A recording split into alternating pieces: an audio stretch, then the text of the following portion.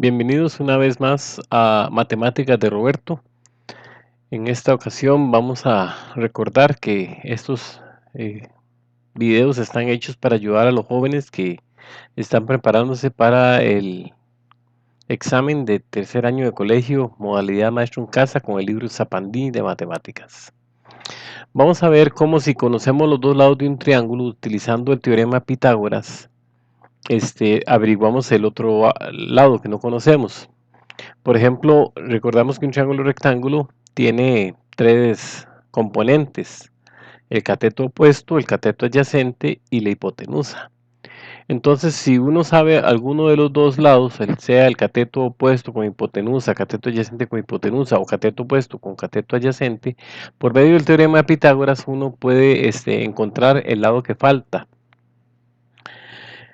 Y también puede determinar el seno, el coseno y el tangente de este triángulo cualquiera, porque a través del uso de la tabla de razones trigonométricas se hallan los ángulos agudos. Recordemos que el triángulo rectángulo está compuesto por un ángulo de 90 grados y que la suma de todos los ángulos tiene que dar 180, o sea que si ya tenemos 90 solo nos faltan 90. Al encontrar cualquiera de los ángulos, el otro va a ser complementario para que dé 90. Entonces solamente agarramos 90 grados y le restamos al que encontramos y ya tenemos el otro. Por ejemplo, tenemos la medida de una hipotenusa y de un cateto, y lo definimos como así: la hipotenusa como C es igual a 10 y uno de los catetos como B igual a 7.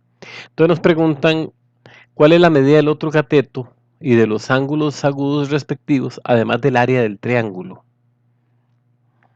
Es interesante porque recordemos que el área de un triángulo se define como base por altura de entre 2. Entonces vean que con solo averiguar el otro cateto, que en este caso sería el cateto opuesto al ángulo que tenemos o que vamos a averiguar, entonces ya con eso ya podemos averiguar hasta el área.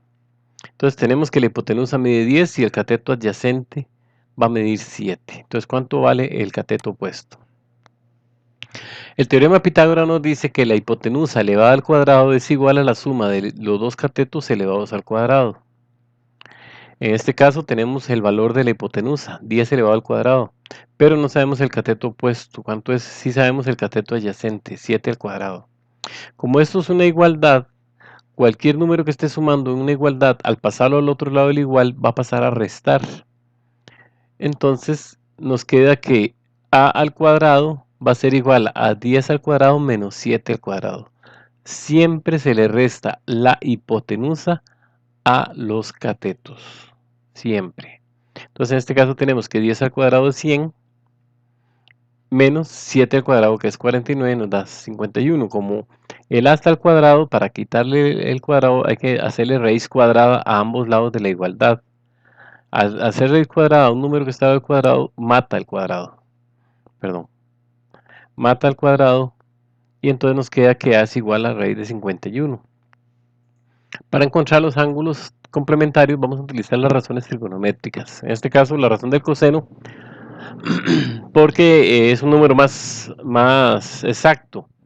Dijimos que era 7 y la palabra socatúa nos recuerda que coseno es el cateto adyacente entre la hipotenusa.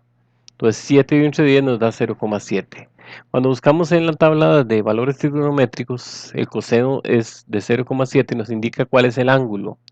Y por ende nos dice que el ángulo es 45. Como ya dijimos, como al ser un ángulo complementario y que todos los ángulos tienen que dar 180, ya tenemos 90, entonces del ángulo recto. Entonces le restamos 45 al ángulo, al otro ángulo que debe ser de 90 y nos da un ángulo de 45.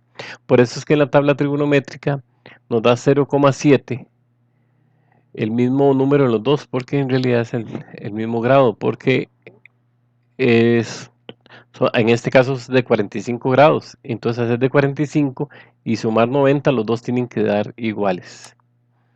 Ahora, para calcular el área de un triángulo, se calcula con la fórmula del área del triángulo, que es la altura por la base dividido entre 2.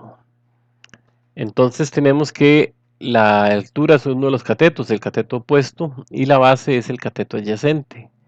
Si sacamos raíz de 51 nos da que es 7,14. Por 7 dividido entre 2 nos da 24,99. Si fueran centímetros, son centímetros cuadrados. Otro ejemplo.